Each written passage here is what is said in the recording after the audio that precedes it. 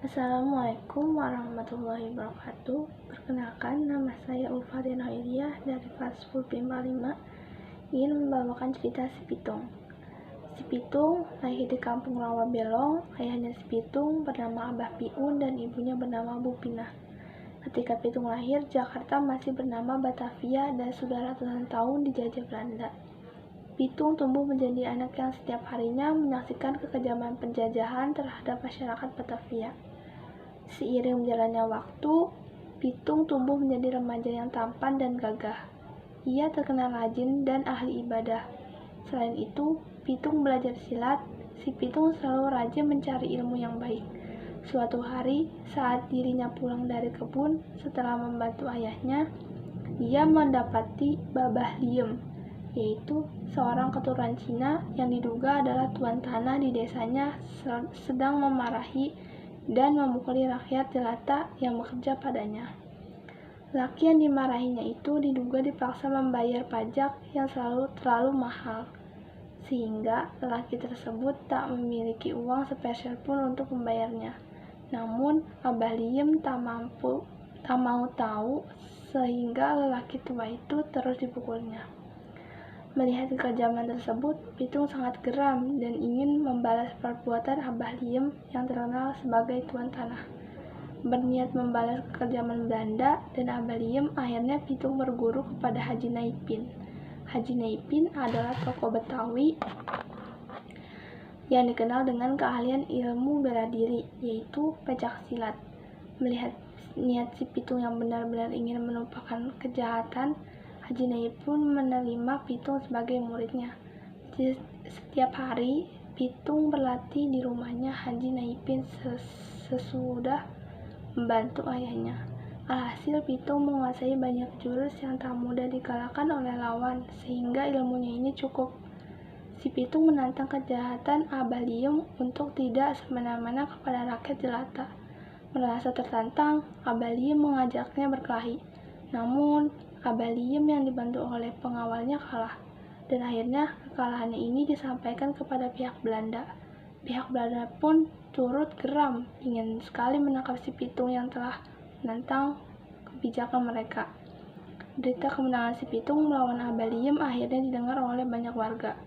Pitung akhirnya didukung oleh banyak orang untuk melawan penjajahan melihat rakyat jelata terus menderita. Akibat pajak yang diterapkannya oleh Belanda terlalu mendekik, akhirnya Pitung bersama pengikutnya mengabadikan diri ke rakyat jelata. Pitung menyusun banyak rencana untuk mensejahterakan rakyat jelata yang sering kelaparan. Namun, Pitung bersama pengikutnya menjalankan rencana untuk merampok para tuan tanah yang jahat dan semena-mena. Alhasil, rampokannya ini kemudian dibagikan kepada rakyat jelata. Pitung bersama pengikutnya ini tak sepeser pun mengambil hasil rampasan tersebut untuk dirinya sendiri. Anto, Sabeni, dan yang lainnya, mulai hari ini kita akan merampok rumah tuan tanah yang rakus dan tamak, kata si Pitung kepada para pengikutnya. Serempak pengikutnya pun mengikuti perintah Pitung. Mulai malam nanti akan mulai merampok rumah para tuan tanah yang jahat. "Hai, siapa itu?" teriak Abah Red yang mengetahui ada sekawanan perampok mengatromi rumahnya. Namun, kawanannya si Pitung berhasil lolos dengan membawa perhiasan dari rumah tersebut. Beberapa tuan rumah tanah berhasil disatroni dan mengumpulkan banyak hasil untuk dibagikan kepada rakyat jelata. Namun, pada kesempatan lain, Pitung menangkap basah oleh pemilik rumah yang ia satroni. Akhirnya, pemilik rumah mengabarkan pelaku perampokan ini kepada pejabat Belanda. Pejabat Belanda, Sekhot on the kemudian sangat marah mendengar pelaku perampokan yang selama ini merasakan keluarga penjajahan adalah si Pitung. Tanpa pikir panjang, Scott Hayden memerintahkan prajuritnya untuk menangkap si Pitung. Namun, berkat kesaktian si Pitung, mereka tak dapat menangkapnya. Seth sangat marah dan mulai mencari cara halus untuk memancing si Pitung agar menyerahkan diri. Pejabat Belanda kemudian merencanakan penculikan ayah dan guru si Pitung, yaitu Pak Miun dan Haji Naipin. Tetangga Tentara Belanda pun berhasil menangkap keduanya dan mengancam akan memenggal kepala mereka jika Pitung tidak juga menyerahkan diri. "Hai Haji Naipin, kamu akan mati karena kamu telah mempelajari si Pitung ilmu-ilmu untuk melawan kebijakan kami," kata Sot Heyen yang sangat marah waktu itu. "Kamu juga Piun, kamu akan mati sia-sia sekarang ini. Kamu akan aku penggal jika anakmu tak kunjung menyerahkan diri," ucap pejabat Belanda. Si Pitung pun mendengar kabarnya, namun si Pitung tak segera menyerahkan diri kepada Belanda. Ia memilih mengirim surat pada penjajah Belanda tersebut. Ia memilih agar guru dan ayahnya dilepaskan. Setelah dilepaskan, ia akan menyerahkan diri. Belanda pun tak kalah taktik. Ia melepaskan ayah si Pitung, namun tak melepas Haji Naipin gurunya. Belanda baru akan melepaskan Haji Naipin setelah Pitung menyerahkan diri.